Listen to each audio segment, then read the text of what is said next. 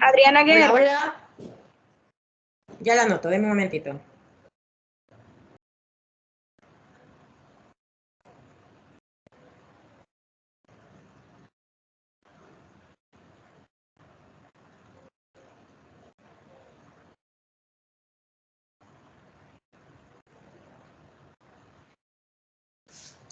Vale, es importante que estén en clase, ¿verdad? Hoy hay un montón ausentes. Lo que voy a empezar a hacer es que los que falten a clase les voy a ir bajando puntos en los exámenes cortos o en los laboratorios. Todas las clases de odontopediatría son importantes, pero el tema de hoy es de los más importantes por el diagnóstico. Se atienden a que yo les paso lista en orden de lista y los últimos son los últimos de la lista, tienen la ventaja de que se pueden conectar hasta el final, ¿verdad? Pero a partir de hoy voy a empezar a pasar lista en desorden, porque no es justo que los de la letra A tengan que estar temprano porque son los primeros de la lista y los de la letra Z aparezcan hasta 10 minutos después. Nada más recordarles, espero que todos hayan comprado las piezas para el laboratorio de mañana. Mañana es el grupo 1, empezamos de nuevo con la ronda, ¿verdad? Me han estado escribiendo, doctora, ¿qué grupo de laboratorio es mañana? Si la semana pasada fue el parcial, ¿verdad? Entonces esta semana empezamos nuevamente con el grupo 1. En su manual de laboratorio tienen todo el instrumental y material que van a usar para la pulpotomía, que es lo que vamos a hacer mañana. Quiero todos los dientes en cubo y me le van a poner nombre al cubito, por favor, ¿verdad? Entonces hoy vamos a ver un poquito de diagnóstico y tratamiento pulpar. El tratamiento pulpar en odontopediatría es el equivalente a la endodoncia de los dientes permanentes. Simple y sencillamente en odontopediatría se llama... Digan. Una pregunta. Disculpe que la interrumpa. Si el yeso que vamos a utilizar para poner los dientes, igual lo vamos a mezclar con acerrín o el puro yeso. No, el puro yeso porque no vamos a tomar radiografía, porque no, de esas piezas la raíz no tiene conducto radicular. Cuando ya hagamos las de la pulpectomía, que son las que van a comprar dentro de más o menos como 2 meses, esas sí le van a tener que poner acerrín y le van a tener que poner cera de utilidad en la puntita de los ápices. Las de mañana solo con yeso porque no vamos a tomar radiografía. ¿Alguien más quería preguntar algo? No, doctora, es lo mismo que Sandra preguntó, iba a preguntar yo también. Gracias. Perfecto. Entonces, lo que les decía, en odontopediatría, ¿verdad? En las piezas temporales vamos a tener 2 tipos de tratamientos pulpares. La pulpotomía y la pulpectomía, ¿verdad? Son procedimientos diferentes. En la dentición permanente solo hacemos un tratamiento pulpar, ¿verdad? Que es la endodoncia, independientemente si el dolor que tiene el paciente es provocado o el dolor es espontáneo, siempre es una endodoncia. En odontopediatría esa va a ser la diferencia. El único problema que nosotros tenemos en odontopediatría es que es bien complicado poder definir el diagnóstico. ¿Por qué? Porque acordémonos que el diagnóstico se basa en la historia médica y clínica del paciente. Y en la historia médica están los síntomas que el paciente refiere, ¿verdad? Entonces, en un niño de 1 año de edad, ¿cómo le puedo decir yo? Decime qué es lo que sentís. Él no va a poder decir, ay, es que siento que me pulsa el diente, o que me duele cuando como algo caliente, o se me destiempla. Son términos que ellos no saben, ¿verdad? Y que muchas veces, en base a lo que yo estoy viendo clínicamente y a lo que el papá o la mamá me dice, yo voy a sacar un diagnóstico para poder dar un tratamiento certero. La vez pasada en una conferencia decía un odontopediatra que nosotros parecemos como que fuéramos veterinarios, ¿verdad? Porque lógicamente un veterinario se basa más que todo en la clínica porque no le puede preguntar a un perrito o a un gato dónde te duele. Entonces con los niños es básicamente lo mismo. Claro, el niño me puede indicar cuando uno le pregunta dónde le duele, como el niño de la foto de abajo, de en medio, ¿verdad? Que él se toca del lado derecho. Entonces él sabe que le duele ahí, pero donde uno hace el examen clínico, el niño tiene una caries de la temprana infancia. Entonces no sabemos si duele arriba, si duele abajo, si es la primera molar o si es la segunda molar, porque tenemos caries en todas las muelas, ¿verdad? Entonces a veces eso es lo complicado del diagnóstico. A veces dice la mamá, es que a veces le duele de un lado, a veces le duele del otro, doctora. Entonces, ¿cómo puedo yo aprender a diferenciar el tipo de dolor? Acordémonos que si una pulpitis es aguda, el dolor va a ser un dolor provocado. Si la pulpitis es crónica, es un dolor espontáneo. ¿Qué es un dolor provocado? Un dolor provocado es el que se presenta en presencia del estímulo. ¿Qué quiere decir eso? Doctora, le duele la muela solo cuando come. Entonces, después de que come se le quita el dolor, doctora. Le cepillamos los dientes y ya no se queja. Entonces, eso es un dolor provocado. Entonces, eso quiere decir que la pulpitis es una pulpitis aguda y que está cerca del nervio, ¿verdad? Pero todavía no está invadiendo el nervio por completo. Y el dolor espontáneo es aquel dolor que se presenta sin necesidad del estímulo. ¿Qué quiere decir eso? Doctora, estaba dormido y de repente empezó a gritar del dolor. Estaba viendo televisión y le empezó a doler. O estaba jugando fútbol o en un deporte que el niño practica y de repente empezó a gritar que le dolía la muela. Eso es un dolor espontáneo. Entonces, tienen que recordar bien qué es un dolor provocado y qué es un dolor espontáneo, porque de eso va a depender si lo que vamos a hacer es una pulpotomía o una pulpectomía. Entonces, usualmente, ¿verdad? Si hay algún tipo de dolor, el papá nos va a decir que le está dando algún tipo de medicamento. Usualmente, cuando el dolor es provocado, la mamá o el papá empiezan dando acetaminofén. Pero llega un momento que acordémonos que el acetaminofén es un analgésico, no es un antiinflamatorio. Y la pulpitis, como su palabra lo dice, itis es inflamación. Entonces va a llegar un momento en que el acetaminofén no le va a hacer nada. Entonces vamos a tener que dar un antiinflamatorio como un diclofenac, ¿verdad? Que es el más seguro en los niños. Importante cuando damos un medicamento con los niños, saber la edad que tiene para saber si voy a dar en gotas, si voy a dar en una cucharita medidora o si voy a dar en una inyectadora, ¿verdad? Que son como unas jeringas que vienen con los mililitros necesarios para poder dar ese medicamento. Porque es importante que nosotros sepamos cómo vamos a dar el medicamento, ¿verdad? Porque acordémonos que a veces la mamá le dice a uno, sí, doctora, es que le di el acetaminofén, pero le di de esas cucharitas para echarle azúcar al café.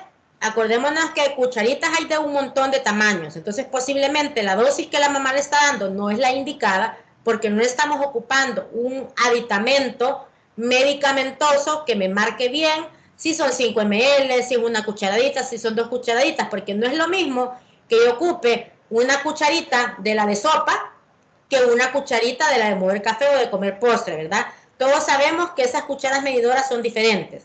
Entonces es importante que siempre le preguntemos a los papás con qué dosificación le dimos al paciente para saber si la dosis que estamos dando también es la indicada según la edad del paciente. ¿Verdad? Igual que en un paciente bebé, no le voy a dar yo en una cuchara o no le voy a dar yo al paciente en una... Espérenme, déjenme ver una cosa.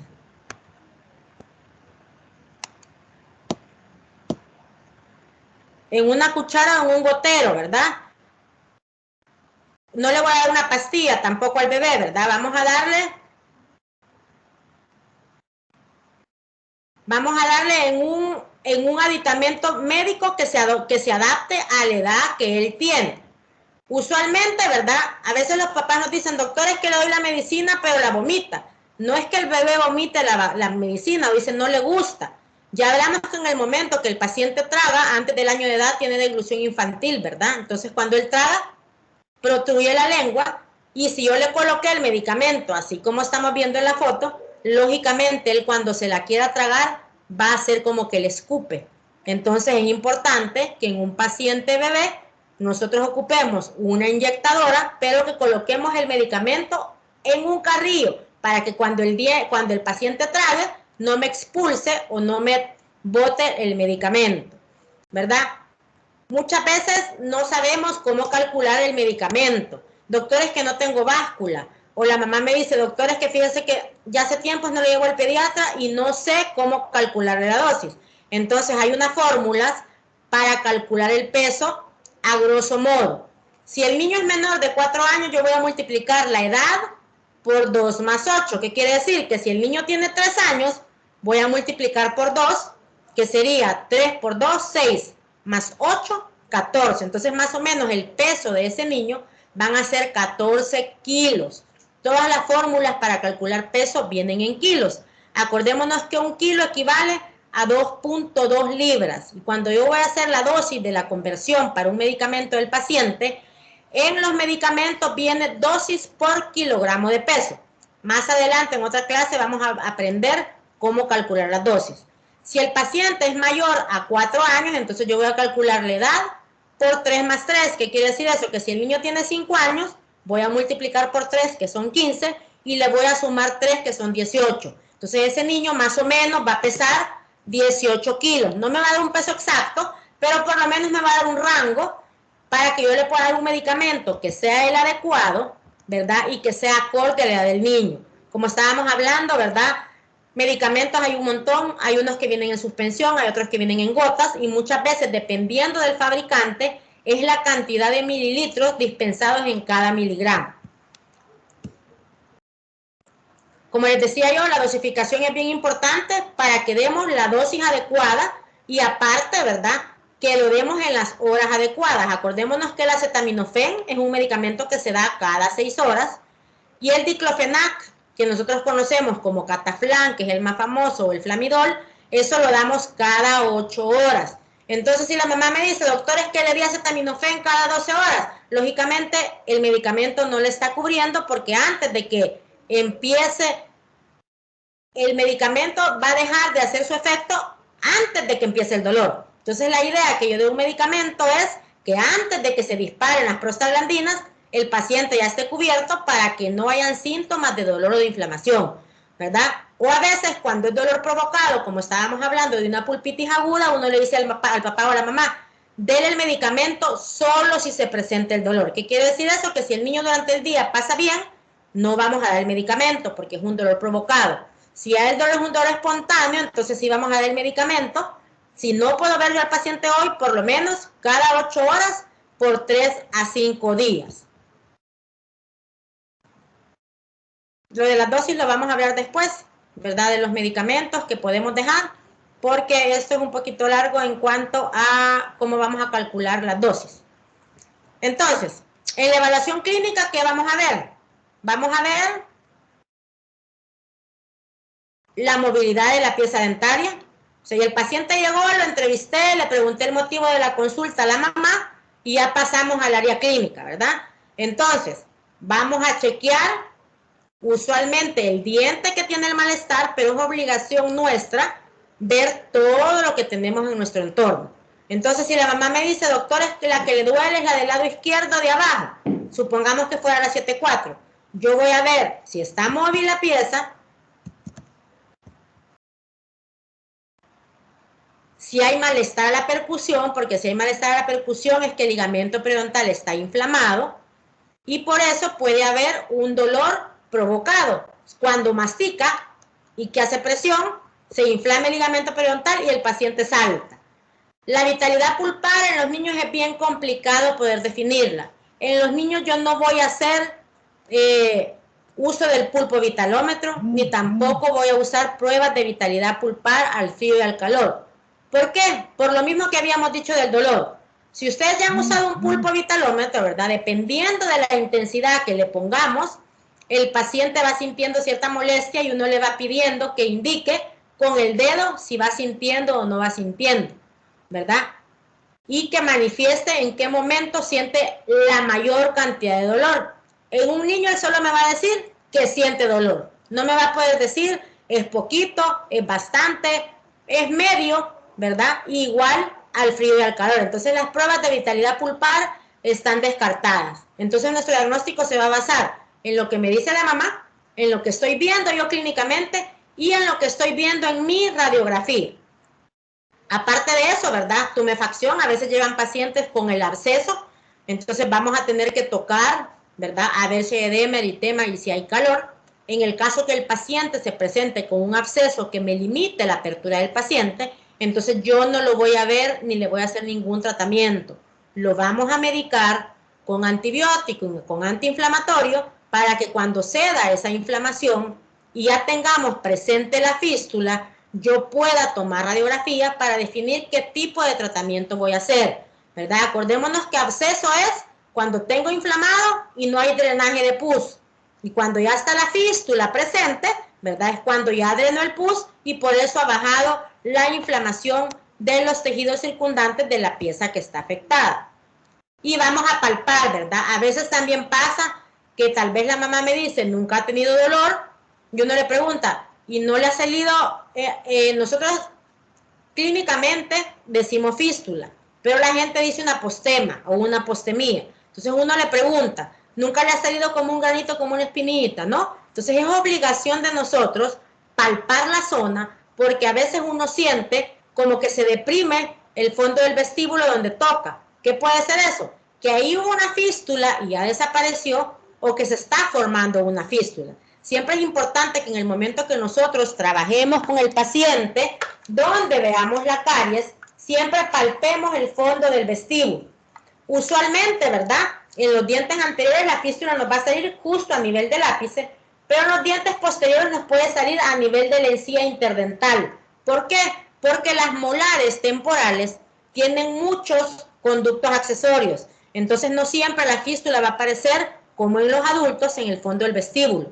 A veces puede aparecer como que fuera a nivel de la furca. Entonces eso es bien importante que nosotros sepamos y que palpemos en el tejido del paciente. En el examen radiográfico, importante, ¿verdad? Vamos a tomar, si se puede, una radiografía de aleta, porque la radiografía de aleta nos va a evaluar la profundidad de la caries y el grado de caries que tengo. ¿Por qué? Porque acordémonos que la radiografía de aleta queda más paralela al diente y va a tener menos margen de error para yo poder definir si está cerca del nervio y si es una caries grado 1, cuando solo está en esmalte, grado 2, si está en esmalte y dentina, grado 3, si está cerca del cuerno pulpar o de la cámara pulpar, y grado 4, cuando yo ya tengo comunicación de la caries con mi cámara pulpar. Y vamos a ver en la radiografía si hay compromiso de la furca. Ya vamos a ver por qué es importante ver si hay ensanchamiento del ligamento periodontal o si hay lesión de furca. En las radiografías periapicales, como ya habíamos hablado anteriormente, pues se van a ver calcificaciones y si hay alguna reabsorción. Desde el momento que yo tengo una reabsorción interna o externa en una pieza temporal, esa pieza no se le puede hacer ningún tratamiento pulpar. No importa la edad que el niño tenga, tiene un año, ¿verdad? Tiene una caries, tomamos radiografía de un diente anterior superior, tiene una reabsorción interna o externa, esa pieza va para extracción. Entonces acuérdense, desde que ustedes ven una reabsorción externa, ¿verdad? Que es donde se está reabsorbiendo la raíz antes del tiempo, porque al paciente no le toca exfoliar esa pieza todavía, o una reabsorción interna, que como su nombre lo dice, es de adentro para afuera, entonces esos son signos de contraindicación de cualquier tratamiento pulpar en dentición temporal, ¿verdad? Acuérdense que estamos hablando de dentición temporal. Vamos a ver si hay alguna restauración o terapia pulpar previa. Yo ayer vi a un pacientito que le hicieron una amalgama hace como 3 meses, ¿verdad? Y hoy venía con una fístula. Entonces la mamá me dice, doctora, pero si le hicieron el relleno. Y él nunca se había quejado de malestar. A veces en los pacientes niños, acordémonos que por el espesor de esmalte, que es menor que en el diente permanente, ¿verdad? El esmalte y la dentina es más delgadita. Entonces pasa que a veces cuando la caries es un proceso demasiado lento y que la caries avanza bien poco, muchas veces nos da falso positivo, ¿verdad? Eliminamos caries, vemos que no hay malestar, colocamos la amalgama o la resina o un ionómero de vidrio y en ese momento se hace un absceso. ¿Qué quiere decir? Que el proceso fue tan lento que el nervio se murió, tenemos una necrosis pulpar, pero nunca dio sintomatología.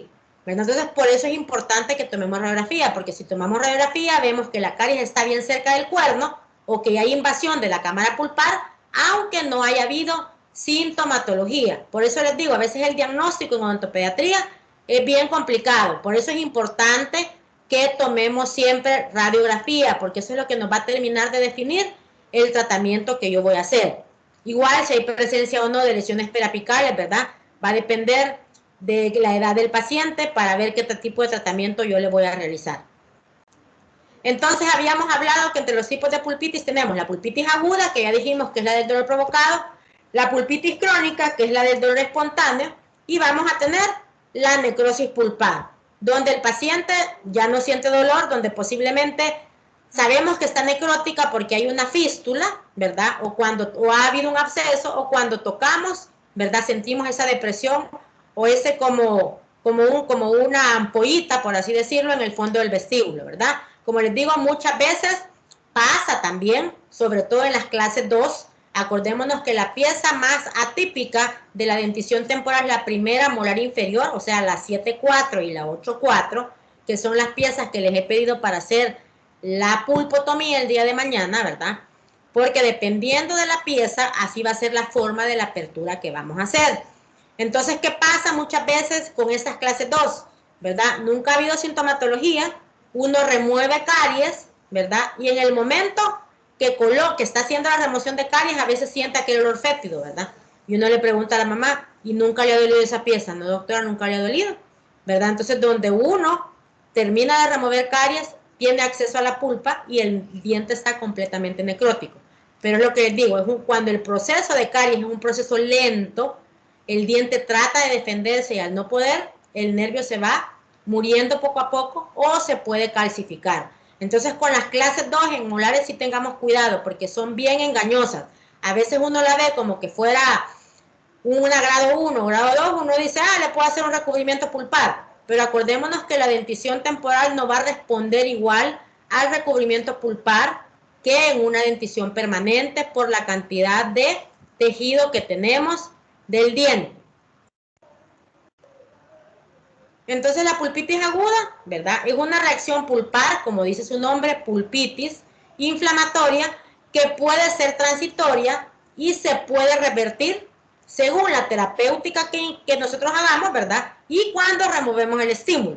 ¿Qué quiere decir eso? En una pulpitis aguda, muchas veces, ¿verdad? Ahora, si ustedes se han fijado y han visto conferencias y están actualizados, hay mucho odontólogo que está haciendo recubrimiento pulpar indirecto, así como en los adultos, ¿verdad? La caries es un poquito profunda, colocamos una base y después colocamos la restauración para no hacer el tratamiento pulpar. Pero el material que yo estoy ocupando de base tiene que ser un material que sea compatible con la pulpa, ¿verdad? Que sea, no puedo poner cualquier tipo de ionómero, ¿verdad? Para que realmente eso me baje la inflamación de la pulpa y no se me necrose. Porque si el cemento que yo estoy utilizando no es el adecuado, la inflamación no va a ceder, sino que al contrario va a aumentar y esa pieza se va a necrosar. Entonces, después, ¿qué van a decir? La doctora le hizo un relleno al niño, pero después se le hizo un absceso y hubo necesidad de que el nervio se muriera y hubo necesidad de hacer un tratamiento pulpar. A veces, ¿verdad? Aunque suene dramático y aunque nosotros queramos ser como más conservadores, en algunos casos va a haber necesidad de hacer pulpotomías profilácticas. ¿Qué quiere decir eso? La mamá no me sabe decir que tanto le duele, solo me dice, doctora, le duele solo cuando come, pero no nos puede decir qué tan intenso es el dolor. Entonces vamos a preferir, desde el momento que yo tengo presente el signo clínico de dolor, entonces yo voy a preferir hacer un tratamiento pulpar para evitar que ese nervio se necrose y tener que hacer una pulpectomía, ¿verdad? Entonces, la pulpitis aguda se produce por caries, ¿verdad? Por un traumatismo próximo a la pulpa, el niño se cayó, se quebró el dientito y quedó expuesta la pulpa, así como que vemos como rosadito, ¿verdad? Entonces eso nos puede dar una pulpitis aguda. O por una instrumentación inadecuada. ¿Qué quiere decir eso? El niño tenía una caries clase 1, yo profundicé demasiado, no tenía suficiente agua en mi pieza de mano, sobrecalenté la pulpa y yo produje, una pulpitis en ese paciente. La pulpitis aguda, como les decía, es un dolor que lo provoca un estímulo. ¿Cuál estímulo? Cuando el paciente come, cuando come cosas heladas o calientes, o muchas veces cuando comemos cosas dulces. Doctores, que solo le duele cuando come chocolate, ¿verdad? Claro, las moléculas, lógicamente, del chocolate o de los dulces, ¿verdad? Van a hacer que moleste más, porque acordémonos que ya habíamos dicho que la caries es azúcar dependiente. Entonces, ¿qué va a pasar? Las bacterias van a aprovechar que tenemos azúcar en boca o en la cavidad para empezar a segregar sus ácidos y a provocar un estímulo en el diente y va a empezar ese dolor en el paciente niño. A veces con el roce del cepillo en los niños es bien difícil, ¿verdad?, encontrar sensibilidad, pero a veces si la caries está muy grande, donde cepillan y la mamá remueve el resto de comida, puede haber sensibilidad también porque hay un sobrecrecimiento de la papila interdental, ¿verdad? Yo tengo aquí la pieza dental y donde tengo el ojito hay crecimiento de encía. Entonces eso se llama impacto alimenticio. Yo tomo radiografía, veo que la caries no está tan profunda, pero veo que la encía interdental ha crecido donde tengo la cavidad. Entonces lo que le está molestando al paciente es la gingivitis que tiene en ese lugar, ¿verdad? Entonces hay que hacer el relleno, obviamente, para que esa encía que tengo ahí con sobrecrecimiento, que cuando el paciente mastica se lacera o se lastima, que es lo que le está provocando el dolor a mi paciente. Y desaparece, ¿verdad? Cuando quitamos el estímulo. No, doctora, después de que le lavamos los dientes o le quitamos el pedacito de chocolate o de galleta que le quedó ahí, ya no le duele y no hay necesidad de darle medicamento. Entonces eso es una pulpitis aguda con un dolor provocado, ¿verdad? Eso es bien importante que aprendan los tipos de dolor. Usualmente una pulpitis aguda no va a haber dolor a percusión, no va a haber movilidad y es de un pronóstico bueno y la pulpa se recupera con el tratamiento adecuado. En la pulpitis crónica, ¿verdad? Van a haber diferentes estadios de deterioro pulpar, involucra primero la pulpa cameral y posteriormente pues se va a ir avanzando a la pulpa radicular. En la pulpitis crónica habíamos dicho que el dolor va a ser un dolor espontáneo, puede ser que a veces se presente muy suave, de repente le dice la mamá a uno, sí doctor, es que fíjese hace como 5 meses, usualmente hoy como por la pandemia, ¿verdad? Acordémonos que hace un año solo estábamos atendiendo emergencias, entonces los papás no podían sacar a los niños al consultorio, ¿verdad? Entonces le dicen a uno, sí doctora, fíjese que cuando estábamos encerrados por la pandemia, de repente le dolía, pero le dábamos medicamento y se quitaba. Lógicamente, eso fue hace más de un año. Entonces, al estar el estímulo ahí constante, lógicamente, me va a ir necrosando la pieza y de repente el dolor que el paciente puede sentir, de un momento a otro, un dolor terrible, ¿verdad? Que ni aunque le den medicamento se calme. Entonces la mamá le llama a uno, doctora, tengo 3 días de no dormir porque el niño no aguanta el dolor, ¿verdad? Entonces siempre que es un dolor nocturno, punzante y que aparece de repente, eso quiere decir que es una pulpitis crónica y que muchas veces, ¿verdad? Las zonas de necrosis que vamos a tener en la pieza pueden ser parciales. A veces, ¿verdad? Aún cuando nosotros ya tenemos, por ejemplo, sabemos que hay un fístula, muchas veces en el momento que hacemos la apertura, acordémonos que hay piezas que van a tener 2 raíces vestibulares y una palatina, ¿verdad? O van a haber una mesial y 2 distal. A veces suele suceder que por donde estaba la caries está necrótico y las otras 2 raíces pueden estar vitales, ¿verdad? Pero lógicamente no puedo hacer en la mitad de la pieza una pulpotomía y en el resto vamos a hacer una pulpectomía. Entonces eso suele suceder, ¿verdad? Que en el momento que yo hago la apertura del conducto donde estaba la caries está necrótico, pero los otros conductos están vitales, ¿verdad? Entonces por eso es que puede haber cierto tipo de dolor o la necrosis se dice que es parcial, porque como la caries no entró por oclusal, por así decirlo, sino que entró por un espacio interproximal, el dolor y las zonas de necrosis van a ser diferentes.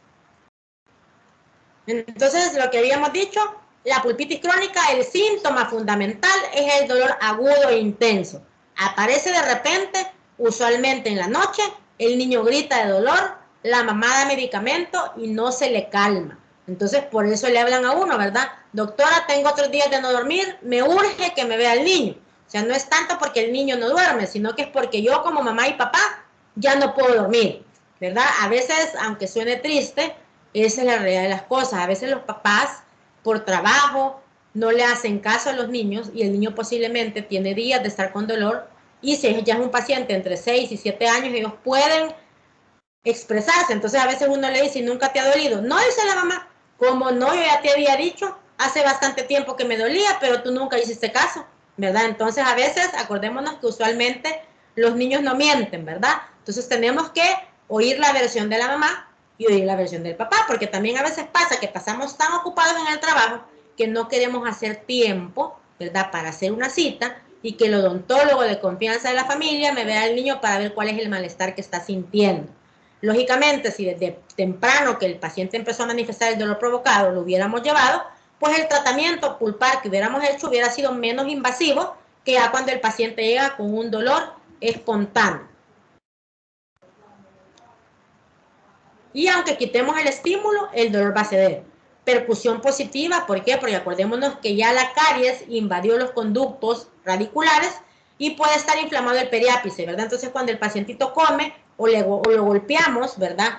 Con la parte de atrás del espejo, el paciente salta, ¿verdad? Entonces eso quiere decir que es una pulpitis crónica. Puede o no haber movilidad.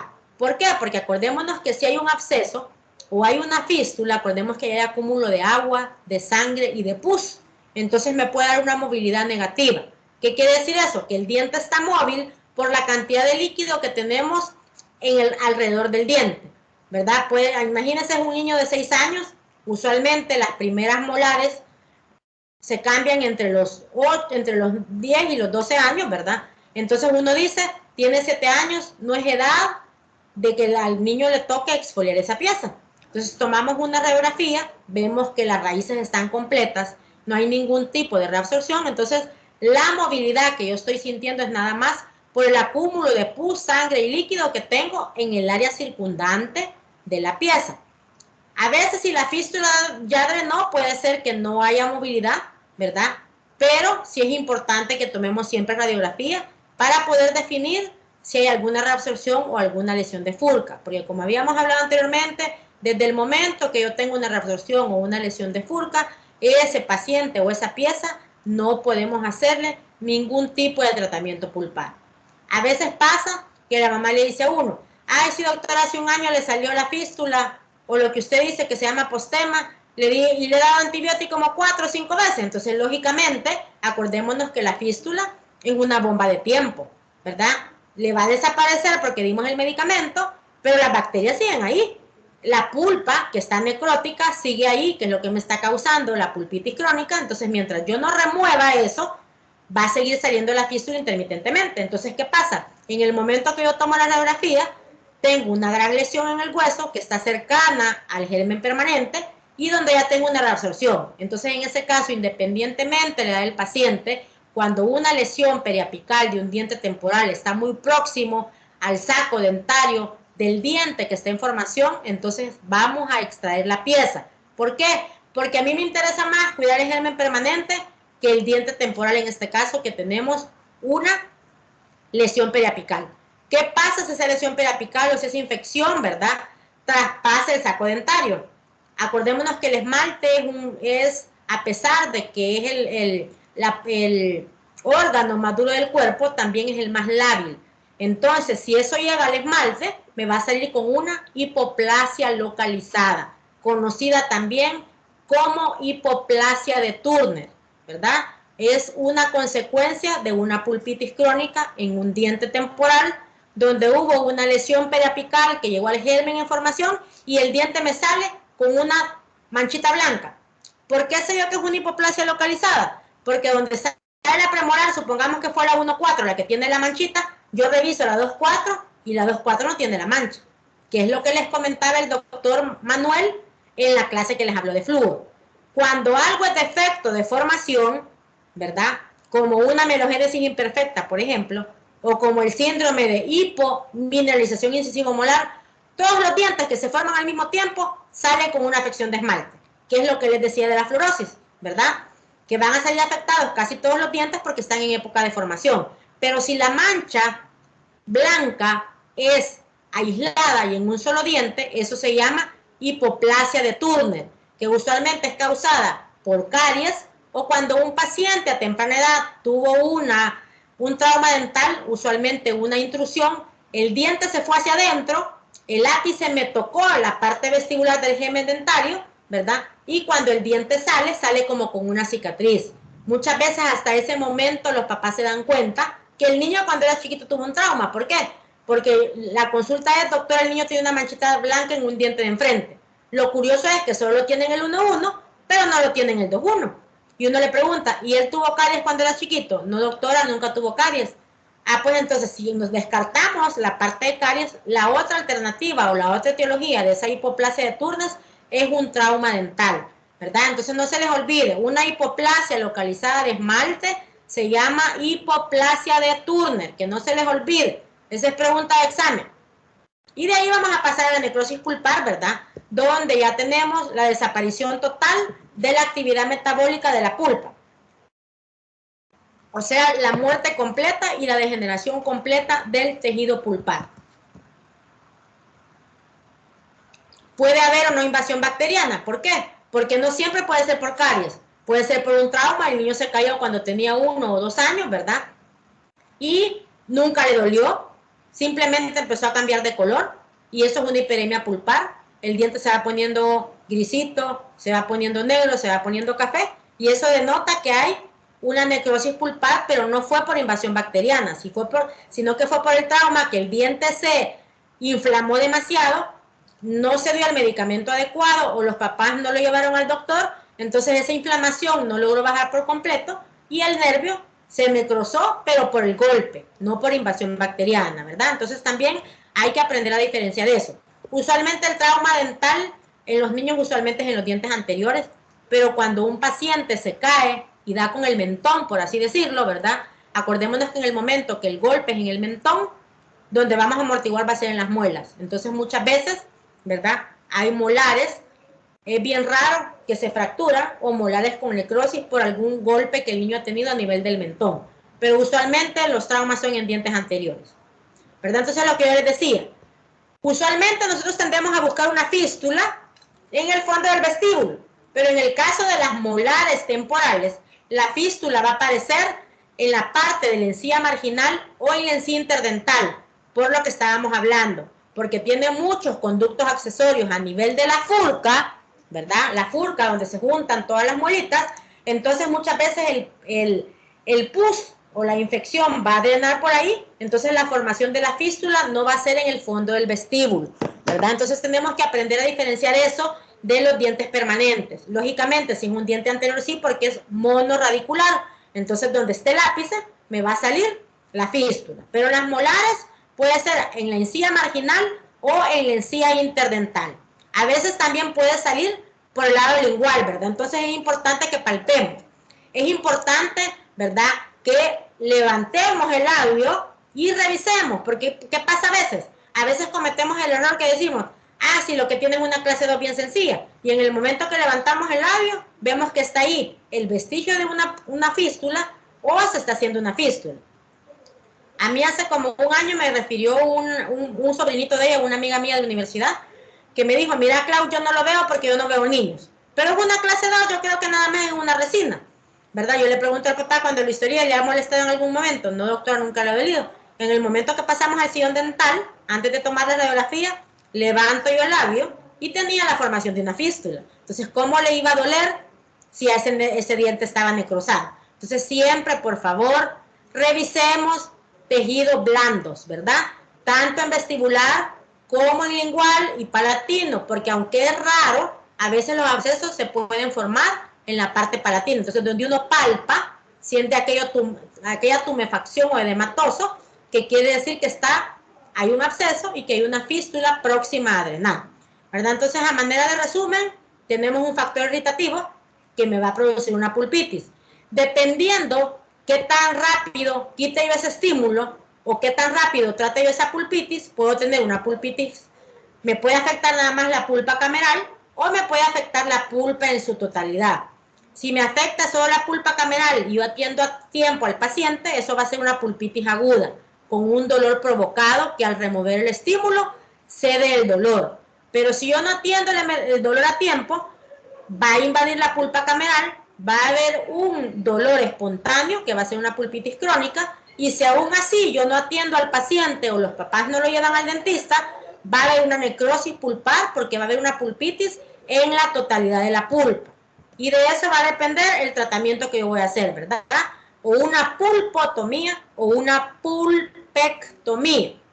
Entonces, ahorita me interesa hablarles de la pulpotomía porque es lo que vamos a hacer en el laboratorio de mañana. El recubrimiento pulpar indirecto y directo es importante, pero lo vamos a ver después porque necesito que veamos la pulpotomía para el laboratorio de mañana, ¿verdad? Entonces, la pulpotomía simple y sencillamente es la remoción de la cámara pulpar de un diente temporal.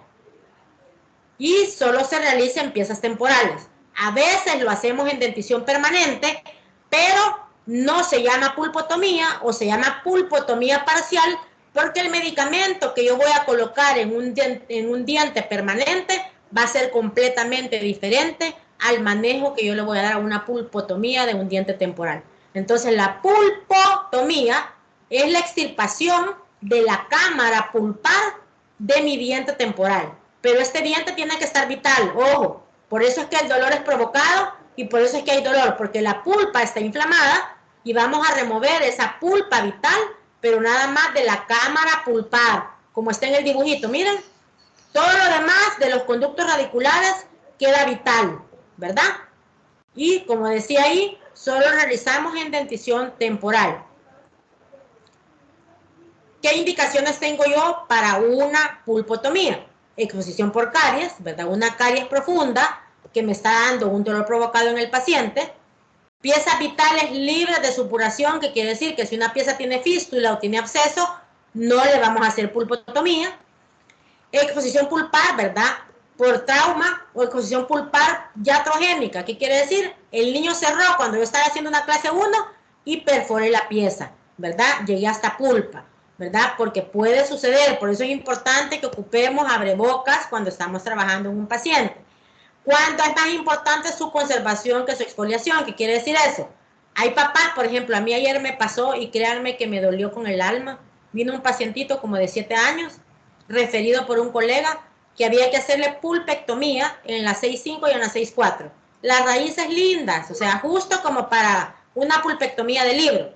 Pero la mamá me dijo, la mamá me llamó ayer el viernes que andaba con dolor, que andaba inflamado, yo lo mediqué, ya ayer venía sin dolor, ya no venía inflamado, se le sentía como que ya le iba a drenar la fístula, yo le expliqué a los papás qué es lo que había que hacer, pero ellos por costos no podían hacer la pulpectomía. Prefirieron que le extrajeran los dientes y después poner un mantenedor de espacio a conservar el diente, ¿verdad? Al hacer las extracciones, o sea, estaban de verdad las piezas que yo casi lloro, de verdad, aunque suene ridículo, ¿verdad? Pero cuando uno sabe que puede conservar el diente, porque por edad no le toca exfoliar el diente y el paciente está en las condiciones y la pieza se puede rehabilitar, entonces lo importante es poder hacer un tratamiento más conservador, pero lógicamente el paciente anda con dolor, los papás no pueden costear un tratamiento pulpar, entonces prefieren una extracción, siempre y cuando con la condición que coloquemos un mantenedor de espacio en esa zona donde hemos hecho la extracción. ¿Qué otra indicación importante? Que se pueda restaurar. ¿Por qué? Porque si la pieza está muy destruida y yo no puedo colocar una corona de acero cromado, no puedo colocar una resina o no puedo colocar un ionómero de vidrio donde yo pueda cubrir la cámara pulpar y sacarla del medio, ¿verdad? Que no se vaya a volver a contaminar, entonces de nada me va a servir hacer la pulpotomía porque ese tratamiento va a fracasar.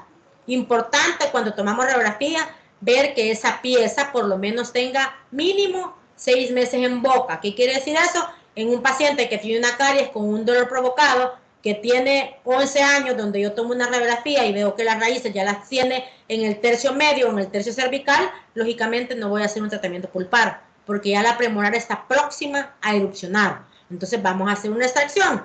Pero si el paciente tiene 6 o 7 años, todavía me faltan 4 años para que esa pieza esté en boca. Por eso es importante que sepamos la edad de exfoliación de los dientes, ¿verdad?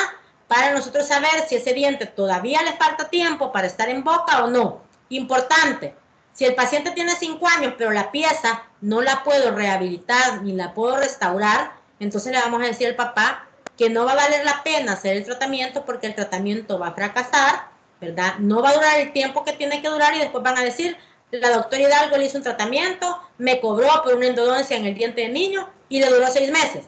Pero no fue porque yo lo hice mal, sino que porque simple y sencillamente, ¿verdad? No se podía restaurar. Hay papás que por el contrario, como los pacientes que yo tuve ayer, que quieren que a como sea le salvemos el diente. Entonces le dicen a uno, no doctor, no importa, aunque no le pueda rehabilitar bien la pieza y aunque usted me diga que le va a durar 3 meses, pero yo no quiero que se lo quite. Entonces hacemos el tratamiento pulpar, pero como les he dicho yo siempre, en el expediente colocamos, ¿verdad? Tratamiento ideal era extracción, pero papá y mamá piden no hacer extracción y que no importa el tiempo que el diente esté en boca, aunque fracase el tratamiento, ellos quieren hacer un tratamiento pulpar y lo ponemos a que no firme. ¿Por qué? Porque si el día de mañana hay que quitarle el diente y supongamos que pagaron por una pulpotomía $100 y la extracción le costaba 20, entonces el papá no va a decir, es que usted me cobró de más, porque él estaba sabedor y él aceptó hacer un tratamiento que su pronóstico era reservado, pero él quería, ¿verdad?, evitar la extracción en su hijo. Entonces eso también es bien importante que tenemos que colocar y ponemos al papá a firmar o a la mamá. Exposición iatrogénica, como habíamos dicho, ¿verdad? Estamos trabajando y de repente el paciente se nos movió o no calculamos bien, ¿verdad? O no estábamos trabajando con suficiente agua en la pieza de mano y provocamos una pulpitis, ¿verdad? Aguda, y nos va a tocar hacer una pulpotomía. Por traumatismo, el paciente se cayó, se fracturó el diente y queda como rosadita la pulpa, ¿verdad? Entonces, en ese caso, vamos a hacer una pulpotomía también. Piezas que presentan más de 2/3 de la raíz, lo que yo le estaba hablando, ¿verdad? Vamos a tomar radiografía y si esa pieza tiene más de 2/3 de la raíz, todavía va a meditar hacer un tratamiento pulpar. De lo contrario, vamos a extraer ese diente porque ya está próximo a exfoliar. Piezas que no tengan ni reabsorción externa ni reabsorción interna, que quiere decir, en el momento que yo tomo la radiografía, esas raíces tienen que estar intactas, ¿verdad? Sin ningún signo de inflamación, como son la reabsorción interna o una reabsorción externa, que por la misma infección que ha tenido el paciente, la raíz se empieza a deshacer como respuesta fisiológica del paciente, de su organismo. ¿Qué contraindicaciones tengo yo para una pulpotomía? Ya habíamos dicho, dientes que no podemos restaurar, dientes que están próximos a exfoliar, piezas que tienen dolor espontáneo, o sea que es una pulpitis crónica, cuando tengo una patología periapical o una lesión de Furca, y cuando hay ausencia de sangrado. ¿Qué quiere decir eso? Muchas veces yo voy a hacer apertura de una pieza y no hay sangramiento. ¿Qué quiere decir eso? La pieza está necrótica. Entonces, si la pieza está necrótica, no vamos a hacer pulpotomía, porque dijimos que la pulpotomía era la remoción de la cámara pulpar vital de una pieza temporal. Imposibilidad de tener la hemorragia, sangra, pero en el momento que yo trato de hacer la hemostasia, el sangrado es un rojo oscuro, como un rojo color vino, y por más que yo trato de hacer hemostasia, ¿verdad? A veces pasa que uno coloca el algodón, no lo termina de poner cuando ya está el algodón completamente impregnado de sangre. A veces pasa que aunque uno historie bien al paciente, la mamá le dice a uno, sí doctor, una vez le ha dolido, pero a veces esa una vez que le ha dolido, es la última patada de ahogado que estaba dando el nervio, ¿verdad? De que se estaba terminando de morir. Entonces con eso también hay que tener cuidado, ¿verdad? Porque puede ser que la pieza, ¿verdad?, no esté necrótica, pero ya está la inflamación tan profunda que ello no puede tener la hemorragia. Entonces en ese caso no voy a hacer una pulpotomía, sino que vamos a hacer una pulpectomía, que ya vamos a hablar más adelante. Pulpa con drenaje seroso purulento. Yo hago la apertura, ¿verdad? Y en el momento que yo abro, sale el pus por ahí. Entonces ahí no voy a hacer pulpotomía. Y cuando hay una presencia de fístula, que es lo que habíamos hablado anteriormente. Y cuando hay movilidad dental, ¿por qué? Porque la movilidad dental, como habíamos hablado anteriormente, puede ser el edema y la tumefacción que tenemos donde se está acumulando el pus o los líquidos o la sangre, ¿verdad?, que está haciendo que esa pieza se sienta más móvil de lo normal. Entonces, ¿qué medicamentos vamos a utilizar? Hay muchas gamas de medicamentos que podemos utilizar. Nosotros aquí en El Salvador utilizamos Formocresol. El Formocresol se utilizó por mucho tiempo. Hubo una época, cuando yo me fui a hacer mi posgrado a Costa Rica en el 2002, ¿verdad? Allá en Costa Rica estaban tratando de evitar que ocupáramos el Formocresol, porque hay muchas corrientes que dicen que el Formocresol es cáustico, es carcinogénico e intoxica, ¿verdad? Nosotros en el país no tenemos otro medicamento más que el Formocresol para poder hacer una pulpotomía. Lo único que ha cambiado, que antes, por ejemplo, cuando yo estudiaba odontología en los 90, uno colocaba el Formocresol por 5 minutos y cuando quitaba el algodón con el Formocresol, la pulpa de los conductos radiculares se tenía que ver negro o café quemado, y así decía la literatura, ¿verdad? Entonces, eso, dejar mucho tiempo el Formocresol dentro de la cámara pulpar, provocaba que eso se fuera por los conductos radiculares, y a veces, cuando hacían exámenes de laboratorio, podían encontrar algún resto, algún rastro de formaldehído, ¿verdad? Hay un estudio clínico que fue como el boom para que sacaran el Formocresol, que lo hicieron en monos, pero al mono le hicieron la pulpotomía, ¿verdad? Le quitaron el nervio, pero a él le colocaron con un gotero o con una pipeta una gotita de Formocresol, ¿verdad? Nosotros no estamos ocupando la gotita de Formocresol, ya vamos a ver en el procedimiento clínico cómo lo vamos a utilizar. y estamos utilizándolo 1 minuto nada más para fijar la pulpa radicular y que yo pueda colocar ahí un cemento para después poder colocar mi restauración final, ¿verdad? También podemos utilizar el sulfato férrico, ya les voy a decir yo en qué momento lo podemos utilizar. El electrocauterio se puede utilizar, lo que pasa es que el electrocauterio es una inversión demasiado grande y es un aditamento que me puede asustar al paciente y no da resultados tan convincentes como el formocresol. El glutaraldehído, y ahorita el que está en boga y el mejor medicamento que ha demostrado una mejor biocompatibilidad con la pulpa radicular, es el MTA. El problema con el MTA es que es sumamente caro, ¿verdad? Entonces, el Biodentin, que no sé si ya lo vieron ustedes en endodoncia, es un MTA, pero la cajita cuesta como $200. Y el problema del Biodentin es que no viene predosificado. Entonces, en el momento que yo abro mi cápsula de MTA, tengo que terminar de utilizarla. Y la cantidad de MTA que se utiliza para una pulpotomía es una cantidad mínima. Si hay marcas, ¿verdad?, de MTA que yo puedo utilizar en odontopediatría, como es el Neo MTA, que viene en polvo y líquido, que ya se los voy a enseñar porque yo lo traje de México.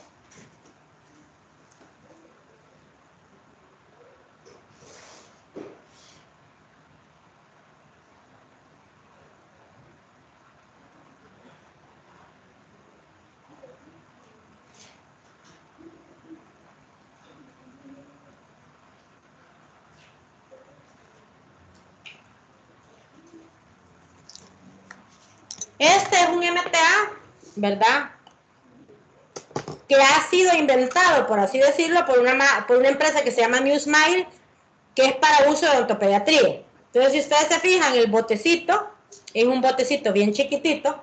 Les voy a poner un bolígrafo para que más o menos ustedes vean el tamaño del botecito. Y este no viene predosificado, trae su líquido aparte y trae una cucharita medidora, pero si ustedes se fijan, la cucharita medidora es bien mínima, es como media onza. ¿Por qué? Por lo que yo voy a utilizar es bien mínimo para poder nada más en contacto con los conductos radiculares, ¿verdad? Este producto no lo tenemos aquí, solo lo venden en México. Y aparte de esto, hay otro que se llama Teracal PT, que este sí ya viene en una jeringa. Son dos, ¿verdad?, como el catalizador, digamos, ¿verdad? Entonces uno le va a colocar aquí una punta como que fuera la de ácido, y en el momento que ya uno hizo la hemostasia en contacto con los conductos radiculares, va a colocar este y este va a fotocurar, ¿verdad? Lastimosamente hay medicamentos que ahora son como los ideales. ¿Por qué? Porque ahorita acuérdense que estamos buscando medicamentos que sean compatibles con los conductos radiculares. Entonces los ideales o los que están ahora siendo más estudiados son el MTA y el Teracal PT, ¿verdad? Pero si yo no tengo estos medicamentos, mi otra opción es utilizar el formocresol 1 minuto en la cámara pulpar. Yo siempre les comento que la vez pasada escuché a un doctor venezolano que él ejerce en Ecuador, que estaba diciendo que ahora era inadmisible saber que habíamos odontopediatras que utilizáramos formocresol. Pues sí, pero si en mi país no tengo MTA, o el MTA es demasiado caro, y no voy a comprar una cápsula de $150 de MTA solo para hacer una pulpotomía porque lo voy a desperdiciar, no es que yo no quiero ocupar el material ideal. Si ustedes, yo sé que hay muchos de ustedes que les gusta investigar y les gusta leer, ¿verdad?, artículos científicos. Siempre el gold standard para una pulpotomía de éxito o fracaso va a ser el formocresol. ¿Por qué? Porque el formocresol es el medicamento que ha sido más estudiado y que ha sido más usado en odontopediatría. Entonces, en base al éxito y fracaso que se tienen desde hace mucho tiempo con el formocresol, vamos a comparar los nuevos medicamentos, ¿verdad? Yo en la pandemia conocí estos medicamentos, ¿verdad? Gracias a Dios, mi hermana vive en México, yo fui a un curso de pulpectomías con instrumental rotatorio en mayo y logré comprar los medicamentos. Y les digo, es mucho más práctico. No cobro más si ocupo formocresol o ocupo MTA o Teracal PT porque el procedimiento es el mismo, ¿verdad? Pero sí es mucho más práctico y yo sé que voy a tener mejor respuesta de los conductos radiculares que si utilizo el formocresol. Pero no quiere decir que porque utilicé el formocresol voy a tener fracaso. Si yo hago la técnica adecuadamente y coloco el formocresol como debe de ser, porque en la universidad seguimos ocupando el formocresol, ¿verdad? En una clínica donde yo trabajo, en Santa Tecla, sigo utilizando el formocresol porque no hay MTA para odontopediatría. Entonces no quiere decir que estamos cometiendo un pecado. ¿verdad? Simple y sencillamente hay otros medicamentos que si ustedes los pueden conseguir, pues qué bueno, y los utilizamos y les enseño a ocuparlos, pero yo no les puedo exigir que damos pulpotomías con solo MTA, porque es un medicamento sumamente caro, ¿verdad? Por lo menos aquí en el país, y que no vale la pena que nosotros invirtamos $150 en una onza para una pulpotomía que no sé, que puede costar, por lo menos en la clínica donde yo trabajo en Santa Tecla, que es una ONG, una pulpotomía cuesta $8, ¿verdad? Contra 150 de un MTA, o sea, no va, ¿verdad? Y el formocresol, aunque suene feo, el botecito de formocresol cuesta $25 y me dura como para 100 o 200 pulpotomías, ¿verdad? Entonces, ¿qué requisitos tiene que tener el formocresol que ahora utilizamos? Ya viene en dilución de 1/5, les voy a enseñar el formocresol.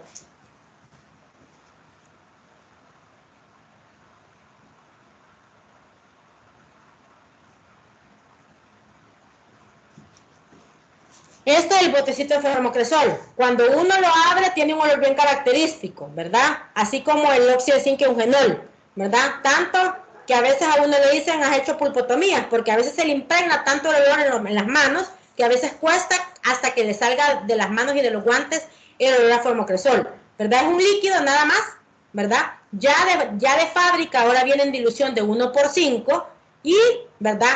Lo utilizamos solo por 1 minuto en contacto con los conductos radiculares. Antes, como les digo yo, se ocupaba 5 minutos. Ahora lo vamos a utilizar 1 minuto. Las desventajas que le estaba diciendo: citotóxico, cáustico, estimulante de tejido pulpofibrilar, carcinogénico y un olor desagradable. Como les comentaba, ese estudio que se hizo en los monos, lo que agarraban era una pipeta y le colocaban una gotita en la cámara pulpar, le hacían un examen de sangre al mono y lógicamente buscando rastros de formaldehído y lo encontraban. Nosotros en odontopediatría podemos encontrar restos de formocresol o de formaldehído en sangre de un paciente cuando hacemos 20 pulpotomías a un mismo tiempo. En el sillón dental nunca vamos a hacer 20 pulpotomías de una sola vez. Y usted me dice, sí doctora, pero si al paciente lo llevan a anestesia general, posiblemente si lo llevamos a anestesia general, vamos a tener que hacer varias pulpotomías, ¿verdad? Pero normalmente la segunda molar y el canino, que son los últimos en salir, aunque tengan caries, no van a tener afección pulpar. Entonces, si tenemos 20 piezas dentarias, menos los 4 caninos, son 16. Menos las 4 menos las 4 segundas molares, son 12 piezas dentarias. Entonces, ¿qué quiere decir? Nunca vamos a encontrar restos de formaldehído, porque nunca vamos a hacer 20 pulpotomías de una sola vez en un paciente, ¿verdad? Entonces, eso es lo que refutó y por eso volvimos al uso del formocresol con estas indicaciones, ¿verdad? 1 minuto nada más en contacto con los conductos radiculares y como les digo, hay varios estudios científicos, ¿verdad?, que hablan de la toxicidad del formocresol, pero si no lo usamos de la manera como nosotros lo estamos utilizando. Tenemos también el sulfato férrico, que es conocido como Viscostat, que es lo que trae los hilos retractores cuando vamos a tomar una impresión en prostodoncia. El problema del Viscostat es que al ser un hemostático, independientemente si la pulpitis ha llegado a la cámara, pues, está limitada a la cámara pulpar o ha llegado a los conductos radiculares, siempre me va a hacer hemostasia. No importa si la inflamación está limitada a pulpa cameral o a conductos radiculares, desde el momento que yo lo pongo, va a ceder la hemorragia. Entonces me va a dar un falso positivo y me va a dar un diagnóstico equivocado, ¿verdad? Porque es un hemostático. Entonces, ¿en qué momento puedo ocupar yo un Viscostat? Cuando tengo una pulpotomía que no es por invasión bacteriana. ¿Pero cuándo es eso, doctora? Cuando el paciente se cayó, se fracturó el diente con una fractura complicada y en el momento que el papá me lo lleva, yo veo que tiene como rosadito, ¿verdad? Entonces ahí voy a tener que hacer una pulpotomía profiláctica, pero sé que no es por invasión bacteriana, entonces yo puedo utilizar ahí el Viscostat, porque sé que la inflamación no es por caries, sino que es exposición pulpar por un trauma dental. En ese caso, yo sí puedo ocupar un Viscostat. De lo contrario, no, porque como les digo, me disfraza mucho la hemorragia. Ustedes se han fijado cuando hacen una extracción, ¿verdad? A veces cuando hay mucho sangrado, utilizamos gel foam, que son como unos cuadritos que parecen como que fueran Durapax, que lo metemos en el alvéolo y instantáneamente casi que deja de sangrar. Entonces lo mismo es el Viscostat. es un hemostático, entonces aunque la pulpa, la inflamación pulpar siga en los conductos radiculares, me va a disfrazar un diagnóstico y por eso no lo utilizamos cuando la pulpotomía es por invasión bacteriana. Viene de esta forma, ¿verdad? Podemos comprar las jeringuitas chiquitas como que fuera un ácido grabador o viene así en un tubo grande como para hacer un refill, por así decir. El electrocauterio, lo que les decía, la desventaja es que aumenta el tiempo de trabajo, requiere un equipo especial, ¿verdad? Y muchas veces, aunque suene feo, y que aunque para uno como odontopediatra salvar una pieza temporal es lo mejor que nos pueda pasar, para un papá, ¿verdad? No me va a pagar $300 por una pulpotomía solo porque yo estoy utilizando un electrocauterio, cuando sé que puedo utilizar materiales que me van a dar los mismos resultados a un menor costo, ¿verdad? Entonces, pues, y aparte, acordémonos que en el electrocauterio tengo que poner al paciente con un polo a tierra. Si es un bebé, ¿cómo le pongo al niño o al bebé a que me sostenga el polo a tierra, verdad? Para que me funcione bien el electrocauterio. Entonces el MTA, como les decía, ahorita es el más utilizado y hay mucho odontopediatra, ¿verdad? Tal vez no aquí en Centroamérica, pero varios que ya no están utilizando para nada el flumocresol y lo único que están utilizando es el MTA. Como les digo yo, ahora este MTA viene así en polvo líquido y acaban de sacar una presentación como que fuera cortisol, se llama putti, porque viene como que fuera plastilina. Entonces en el momento que usted agarra como que fuera una resina, viene como en un tubo de resina, digamos, y en el momento que usted le da la vuelta, solo agarra el pedacito de MTA, lo hace bolita como que fuera plastilina y lo coloca directamente en la cámara pulpar. Entonces eso es mucho más práctico porque no vamos a perder el tiempo de estar mezclando polvo líquido, pero lógicamente es un poco más caro, ¿verdad? Yo tuve la suerte que cuando fui a México, acababa de pasar el Congreso de Odontopediatría de la Academia Mexicana de Odontopediatría y tenían el MTA 2x1, ¿verdad? Entonces también por eso lo compré. Y como les digo, lo que se ocupa es una cantidad mínima, ¿verdad? De MTA, entonces realmente funciona bastante bien. Pero también sigo ocupando formocresol. Entonces, ahora vamos al procedimiento para una pulpotomía. Primer paso, vamos a tomar una radiografía.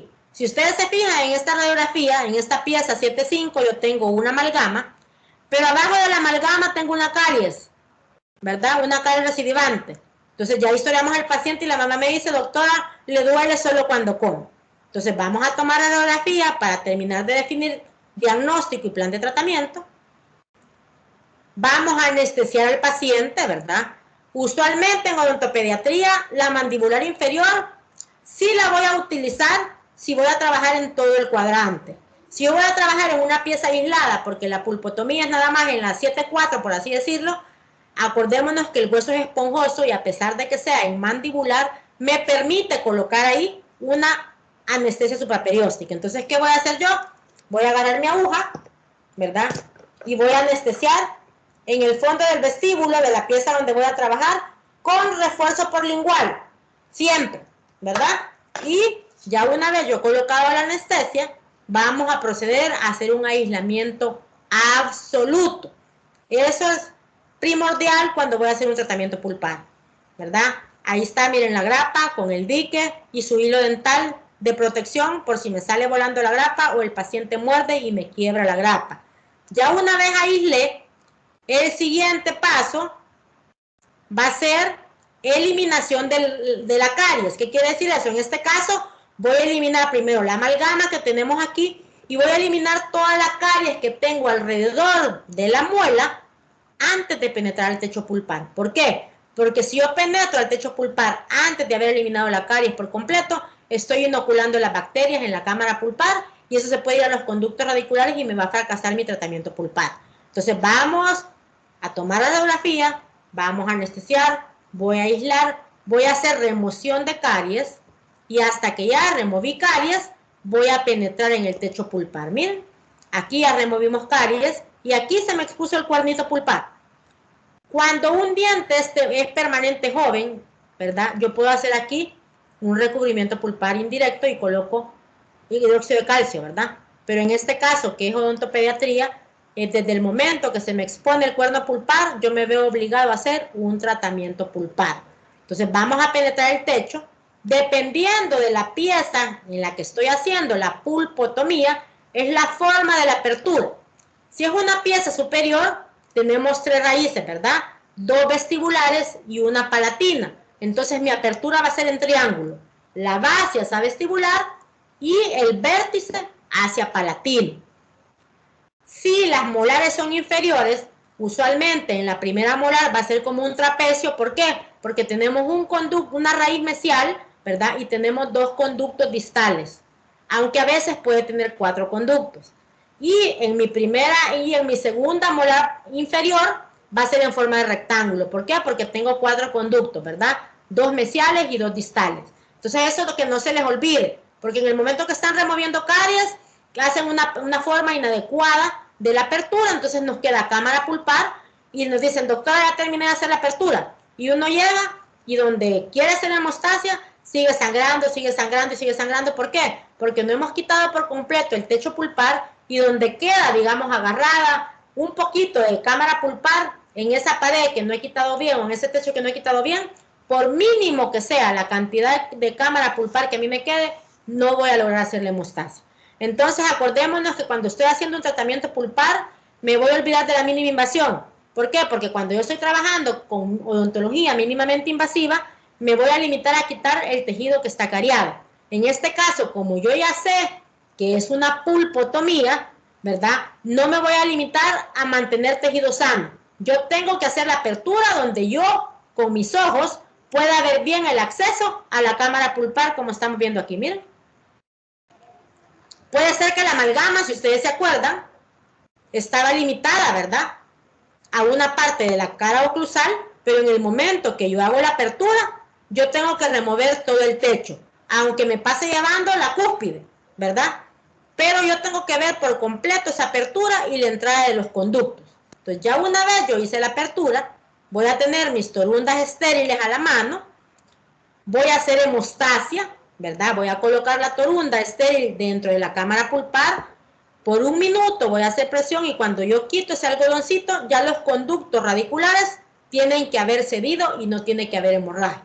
Ya una vez yo lo tengo de esta forma, que ya controlé la hemostasia, con esa torundita de algodón, voy a mojar yo mi torunda con el formocresol, ¿verdad? Vamos a dispensar una gotita en un dapen, voy a mojar la torunda y la voy a exprimir en un rodete, porque yo lo que le voy a colocar al conducto radicular van a ser los gases del formocresol, ¿verdad? Ahí en la universidad, cuando la del Arsenal les da el formocresol, se los da, porque ya los tiene ya listos como en un botecito, se los da bien mojado, ¿verdad? Pero acuérdense que ustedes lo van a exprimir previo a colocarlo en la cámara pulpar. Vamos a colocar el algodoncito por 1 minuto y lo vamos a quitar. Cuando lo quitamos, a veces se ve rosadito, se ve rojo. Si lo hemos dejado más tiempo, como yo les comentaba antes, que la literatura decía 5 minutos y al eliminar la torunda de algodón se tiene que ver café tostado o café quemado. Cuando yo aprendí era así, y si no se veía de esa forma, lo mandaban de regreso a uno a volver a colocar el formocresol porque se tenía que ver literal quemado, ¿verdad? Pero acordémonos que yo no quiero cauterizar la pulpa radicular. Yo lo que quiero es fijar la pulpa. Entonces nada más lo voy a colocar 1 minuto. Una vez yo quité el formocresol, puedo colocar un óxido de zinc eugenol, ¿verdad? Vamos a mezclar el óxido de zinc eugenol, polvo líquido, en una loseta de vidrio. Voy a dejarlo un poquito duro y voy a colocar el IRM hasta arriba. ¿Por qué hasta arriba, doctora? Porque la restauración ideal para un tratamiento pulpar va a ser siempre una corona de acero cromado. El papá no quiere corona de acero cromado, doctora. Vaya, entonces vamos a podemos colocar una resina, sí, pero tenemos que decir al papá que tiene que estar en constante control, pero acordémonos que la resina se va a contraer, se puede contaminar, ¿verdad? Y me puede fracasar el tratamiento. Entonces, si yo lo que voy a hacer es que voy a colocar una resina y el cemento que estoy ocupando de base es óxido de zinc y eugenol, entonces yo me voy a limitar a colocar el óxido de zinc y eugenol donde estaba solo la cámara pulpar, o sea, donde puse nada más la torundita de formocresol. Y sobre el óxido de zinc y eugenol, si lo que yo voy a colocar es una resina, tengo que poner ionómero de vidrio como técnica de sándwich. ¿Por qué? Porque si el eugenol entra en contacto directo con la resina no fotopolimeriza. Entonces el eugenol no puede estar en contacto con la resina. Entonces yo voy a colocar el óxido de zinc eugenol nada más en la cámara pulpar, ¿verdad? Como que fuera esa torundita. Sobre eso voy a colocar yo una base de ionómero de vidrio y sobre el ionómero de vidrio voy a colocar yo mi resina, ¿verdad? ¿Qué otra restauración puedo yo colocar sobre el óxido de zinc eugenol? Un ionómero de vidrio de reconstrucción o de fotocurado. ¿Cuáles son esos? El Vitremer, el Fuji 2LC, que son de autocurado. Hay uno de marca arriba que también es de fotocurado y lo vamos a fotocurar por 20 segundos. Doctora, pero el que yo tengo es de autocurado. Puede utilizarlo. Lo único que el de autocurado se va a tardar 4 minutos en fraguar por sí solo. Entonces eso me resta tiempo en mi paciente. Entonces lo ideal es que sea de fotocurado, ¿verdad? Pero ustedes, si ya leyeron su manual de laboratorio, vieron que yo les pedí coltosol o Cavit. ¿Qué es el coltosol y qué es el Cavit? Es un óxido de zinc sin eugenol, que es más práctico porque viene como que fuera plastilina, agarro yo una bolita y la condenso sin necesidad de estar perdiendo el tiempo de hacer espatulado de polvo líquido, ¿verdad? Y con una torundita húmeda lo voy a terminar de condensar para que quede bien compactado en la entrada de mis conductos radiculares. Cuando yo tomo la radiografía final de la pulpotomía, yo tengo que ver que el óxido de zinc eugenol o el coltosol o el Cavit que yo estoy utilizando está en contacto con los conductos radiculares. A veces en el momento que yo lo quiero condensar, valga la redundancia, con un condensador, se me viene de regreso, ¿verdad? Entonces por eso podemos humedecer una turundita de algodón y con eso terminamos de condensar bien para que quede, como decimos, bien apelmazado, ¿verdad?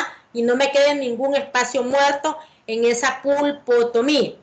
En este caso colocamos un ionómero de vidrio como restauración temporal, ¿verdad?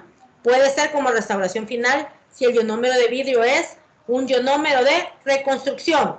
Importante, ¿verdad? El ionómero de vidrio muchas veces, dependiendo de la marca, vienen a 2, vienen a 1 y vienen a 3. Ahora hay un Fuji de LC, perdón, hay un ionómero de vidrio Fuji que se llama Equia, que ese viene predosificado como que fueran unas cápsulas de amalgama, ¿verdad?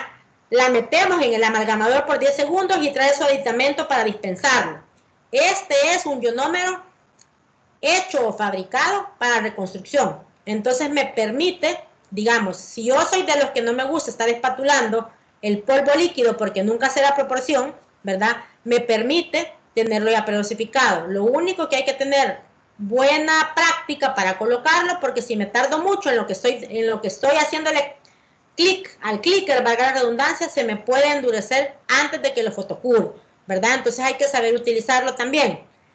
Igual, como les digo yo, el ionómero de vidrio puede ser que no sea tan brillante ni tan natural como una resina, pero se me va a contraer menos que la resina.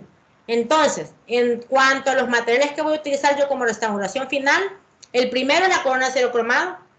Después, antes era la amalgama, pero hoy la amalgama ya no lo utilizamos, ¿verdad? Entonces va a ser corona de acero cromado, ionómero de vidrio de reconstrucción y resina. Aunque ahora también en el mercado tenemos resina que son de tipo bulk, ¿verdad? Que las colocamos por bloque, por eso se llama así. La ventaja de una resina bulk es que me va a disminuir el tiempo en mi paciente. ¿Por qué? Porque yo la voy a colocar de una sola vez y voy a fotocurar. En cambio, si es una resina que no sea bulk, ¿verdad? Siempre la puedo utilizar, pero acordémonos que tenemos que ir poniendo de 2 milímetros en 2 milímetros. Entonces eso me lleva más tiempo y puede desesperar al paciente y el tiempo de trabajo va a ser mucho más largo, ¿verdad? Hoy hay resinas que nos dan mucha estabilidad y que podemos utilizarlo. Acordémonos que hoy los papás demandan mucha estética y no les gustan las coronas de acero cromado. Entonces, si el papá no quiere corona de acero cromado, igual ponemos en el expediente, ¿verdad? Se le sugirió al papá que el tratamiento ideal es una corona de acero cromado. Él no quiere porque por estética no le gusta. Vamos a colocar resina o ionómero de vidrio, pero el papá se compromete a traer los controles necesarios al niño para que no vaya a fracasar. ¿Por qué? Porque, como les decía, la resina se va a contraer y se va a filtrar ahí alimento o líquidos de la boca y me puede contaminar el tratamiento pulpar y me va a fracasar, ¿verdad? El ionómero de vidrio, el problema que tenemos es que a veces es como muy opaco y no lo podemos pulir. Más adelante vamos a hablar de cómo vamos a manejar el ionómero de vidrio y cómo lo vamos a utilizar, porque el ionómero de vidrio tampoco es que solo lo voy a espatular y lo voy a colocar, ¿verdad? Tiene ciertas indicaciones para que yo pueda lograr al 100% sus propiedades físicas y que me funcione adecuadamente, y por eso es que lo puedo utilizar como una restauración final, ¿verdad? En este caso, si ustedes se acuerdan, colocamos el óxido de zinc y eugenol hasta arriba. Yo puedo colocar el cábito del coltosol hasta arriba, ¿verdad? Y en una segunda cita vamos a colocar la corona de acero cromado. Si el paciente es de buen comportamiento y yo tengo la corona de acero cromado en mi clínica, la puedo colocar en la misma cita sin ningún problema. Y después de que coloque la corona de acero cromado, antes de cementarla, vamos a tomar una radiografía para ver que esté bien adaptada, ¿verdad? En el contorno de la muela, y si está bien contorneada y me siguen los contornos de la muela, yo voy a proceder a cementar esa corona de acero cromado como restauración final de mi tratamiento pulpar. Entonces, a manera de recordatorio, dijimos que la pulpotomía, ¿verdad? Era una caries o era una caries que me estaba provocando una pulpitis aguda con un dolor provocado, donde yo voy a remover la pulpa cameral y posteriormente la voy a fijar con un medicamento, que en nuestro caso es formocresol por 1 minuto. Voy a colocar un óxido de zinc eugenol o un óxido de zinc y posteriormente voy a colocar mi restauración final, ¿verdad? Entonces, aparte de eso, es importante que nosotros sepamos, ¿verdad?, diferenciar la evaluación pulpar directa, que es lo que yo les decía del color, ¿verdad? Criterios táctiles, acordémonos que muchas veces puede ser que la encía esté sangrante, pero en el momento que yo la estoy removiendo, la consistencia de la pulpa es como que fuera gelatina. No tiene tanta resistencia y no es tan fibrosa como una pulpa vital. Entonces eso quiere decir que ya la pulpa cameral tiene ciertos indicios de necrosis porque está como que la han licuado, ¿verdad? Aunque el paciente me refiera a un dolor provocado, en el momento que yo estoy haciendo la apertura, puede ser que yo decida que va a ser una pulpectomía y ya no va a ser una pulpotomía. El factor olfatorio, ¿verdad? En el momento que yo hago la apertura, siento aquel olor fétido. Entonces, ¿qué quiere decir eso? La pulpa está necrótica, ¿verdad? Entonces, no vamos a hacer una pulpotomía. No sé si tienen alguna duda o pregunta en cuanto a la pulpotomía, qué es lo que vamos a hacer en el laboratorio para llegar hasta aquí. Acuérdense que van a llevar, bica no van a llevar, ¿verdad? Ni arco ni grapa porque lo vamos a hacer en cubo. Cada cubo individual, no quiero todas las piezas en un solo pedazo de yeso, ¿verdad? Independiente cada pieza que vamos a utilizar. Entonces, ¿qué vamos a llevar? Creo que el formocresol no lo han comprado. No es necesario que lo compren, porque como lo vamos a hacer en una pieza plástica, vamos a simular colocar el formocresol mojando una torundita con agua, pero no vale la pena que gasten. Aparte que el formocresol a veces es bien escaso, ¿verdad? Entonces tienen que llevar su pieza de mano de alta velocidad con fresa redonda número 4 de carburo. No quiero a nadie con fresas de diamante, ¿verdad? Vamos a llevar una cucharilla, espejo, pinza, explorador, torundas ya hechas, rodetes de algodón, vamos a llevar un dapen y vamos a llevar el coltosol o Cavit. Si alguien tiene IRM porque un amigo se lo regaló, porque ya está vencido y no quiero comprarlo, pueden llevar IRM, pero me tienen que llevar una loseta de vidrio con una espátula de cemento. Es más, voy a ver si yo me llevo de aquí el IRM para que aprendan a utilizarlo también, porque hay muchas clínicas, ¿verdad?, que no tienen coltosol o que desconocen que el coltosol es un óxido de zinc sin eugenol y que lo podemos utilizar, ¿verdad? Y siempre siguen usando IRM. Entonces siempre es importante que ustedes aprendan a conocerlo, cómo espatularlo y cuál es la textura que ustedes tienen que lograr con el IRM para ponerlo como base en una pulpotomía, ¿verdad? Esas piezas las van a guardar porque ya cuando nos toque la clase o el laboratorio de corona de acero cromado, vamos a colocar en esas piezas las coronas de acero cromado. Si de las dos piezas que tienen, ¿verdad?, ustedes quieren poner una restauración de resina, entonces vamos a llevar en el laboratorio, creo que se les pide, ¿verdad? Si nos da tiempo, porque no sé cuánto nos vamos a tardar, lleven un instrumento de teflón o para resina, llevemos ácido adhesivo y lámpara de fotocurado, ¿verdad? Vamos a hacer la pulpotomía en una pieza y vamos a restaurar con resina y la otra pieza la vamos a dar con coltosol hasta arriba para que después ustedes coloquen ahí su corona de acero cromado. Entonces, por favor, espejo, pinza, explorador, cucharilla, fresa redonda número 4 de carburo. Vamos a llevar un condensador o una colita de castor torundas de algodón y el instrumental para resina. No se les vaya a olvidar, eso es lo que vamos a utilizar en el laboratorio. Y acuérdense que a las 5 de la tarde es el corto de laboratorio del grupo 1, ¿verdad? Yo lo voy a revisar en la noche. Si alguno tiene algún problema me escribe. Acuérdense que a veces, dependiendo de cómo escriban las respuestas, el sistema se las tira malas, porque tal vez yo lo puse en mayúscula y usted puso en minúscula, o yo le puse tilde y usted no le puso. Entonces, todos los exámenes yo los reviso uno por uno, así es que no se preocupen. No sé si tienen alguna duda o pregunta en cuanto a la pulpotomía.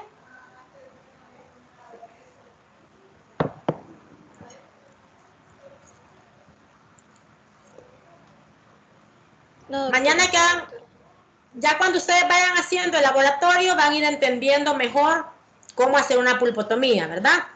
De todas formas, voy a compartirles yo en un ratito unos videos de YouTube de una pulpotomía que hicieron en el posgrado de odontopediatría de la Universidad de Costa Rica, donde se ve en el paciente con anestesia, cómo ponen el aislamiento, y les voy a compartir unos videos que hacen en unas piezas cortadas a la mitad, piezas naturales que las cortan a la mitad, les ponen cera de utilidad para que uno pueda ver cómo eliminan la cámara pulpar, ¿verdad? Para que más o menos ustedes tengan como otra forma interactiva de ver cómo es la pulpotomía, tanto en pacientes como en un procedimiento de un diente natural extraído, ¿verdad? Para que tengan un poquito como la idea, ¿verdad? Porque no es lo mismo verlo en clase por fotos que a verlo como en vivo. Entonces ya les voy a compartir esos videos para que los vean todos, ¿verdad? No solo los que tienen el laboratorio mañana y les quede un poquito más claro qué es la pulpotomía.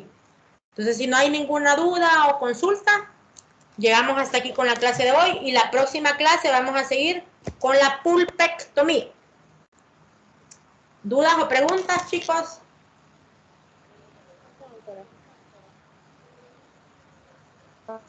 ¿Todo claro como los chapas? Díganme. ¿Perdón? El otro miércoles, no sé si va a haber laboratorio. No, es vacación. Yo les dije desde un principio que por eso no vamos a tener pausa pedagógica. Yo les dije desde la primera clase que en la semana que es la pausa pedagógica, los que tienen laboratorio de odontopediatría vamos a llegar. ¿Por qué? Porque el otro miércoles es miércoles 15. Entonces ese miércoles no va a haber laboratorio, ¿verdad? Es vacación, la universidad está cerrada. Por eso fue que le pedí a Flor que les llegara a vender las piezas esta semana, ¿verdad? Se va a correr un miércoles, pero el problema es que si yo suspendo la pausa pedagógica, cuando nos toca la época de los segundos parciales, el último grupo de laboratorio no va a haber hecho laboratorio de pulpotomía y no va a poder hacer práctico, porque para el otro registro sí vamos a tener práctico de pulpotomía, ¿verdad? Entonces miércoles 15 no hay laboratorio, se corre a miércoles 22, va a ser el del grupo 2, miércoles 29 va a ser el del grupo 3, y la semana del miércoles 6 ustedes tienen pausa pedagógica, pero conmigo sí van a tener laboratorio. Así es que el grupo número 4 tiene laboratorio de odontopediatría el miércoles 6 de octubre, porque la semana del 12 son los parciales, ¿verdad? Entonces, no vamos a ir a clases el 15 porque es asueto nacional, pero vamos a correr el laboratorio. Entonces, tienen más chance de estudiar, tienen más chance de conseguir el material. De todas formas, por eso con tiempo yo les dije, yo sé que siempre los de los primeros grupos tienen más desventajas, ¿verdad? Pero, ¿cómo se llama? Todos vamos a aprender bien. Gracias a Dios ahora por lo menos la práctica la podemos hacer presencial para que ustedes puedan hacerlo y que existen estas piezas, ¿verdad? Porque antes yo les mandaba a conseguir una pieza extraída, una que tuviera raíces y otra no, para poder hacer la pulpo y la pulpec. Entonces la ventaja que tenemos con estas piezas que les están dando es que cuando ustedes lleguen, profundicen, ¿verdad? En lugar de la pulpa van a encontrar cera de utilidad. Entonces hasta ahí van a saber qué es la pulpa cameral y van a poder hacer su pulpotomía. Yo sé que no son tan baratas, pero es más fácil que consigan una pieza extraída, porque acuérdense que con los niños todos quieren quedarse con la muela porque se la llevan al ratón, se la llevan al área de los dientes y muchas veces están bien destruidas o ya ya no tienen nada de raíz, entonces es bien complicado que la podamos poner en un cubo, ¿verdad? Y que podamos hacer una apertura. Entonces no se les olvide, la semana de la pausa pedagógica, los del grupo 4 tienen laboratorio práctico de pulpotomía. Después del 15 de septiembre le voy a pedir yo a Flor que le llegue a vender las piezas a los del grupo 3 y los del grupo 4, que sería, ya les digo, denme un momentito. Sería el lunes 21, lunes 20, perdón. Lunes 20 va a llegar Flor a vender las piezas para los del grupo 3 y los del grupo 4, ¿ok? Aparte de eso, ¿alguna duda o pregunta?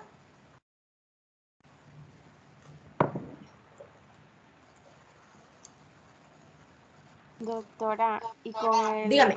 con el número de reconstrucción de fotocurable que aparece en los materiales, hay que llevarlo para este laboratorio también.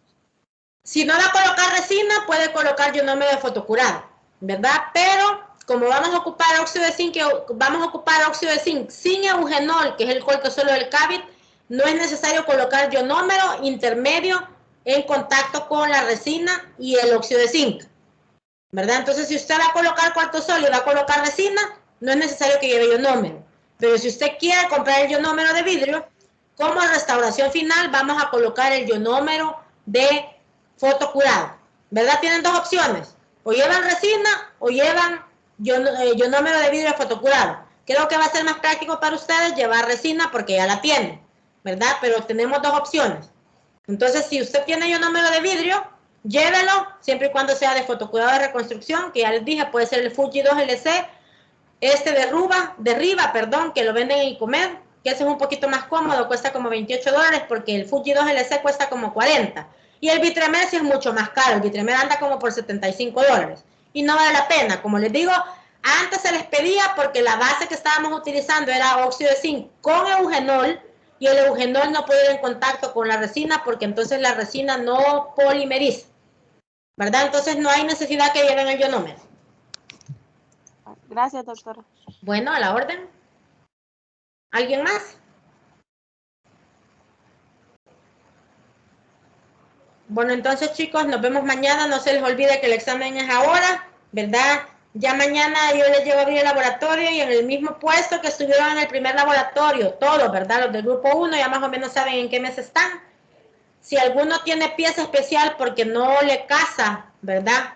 Con la pieza de mano que ustedes tienen porque tienen adaptador, nos dicen con tiempo para cambiarlos de puesto, ¿verdad? Entonces, acuérdense siempre, por favor, lentes de protección, careta, gorro, guantes y su gabachón, por favor. El equipo de protección personal siempre es bien importante.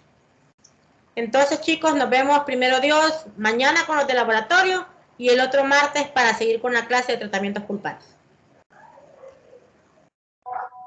Gracias, doctor. Bueno, que pasen feliz tarde, cuídense mucho. Gracias, doctor. Gracias, doctor, igual. Adiós, doctora, gracias.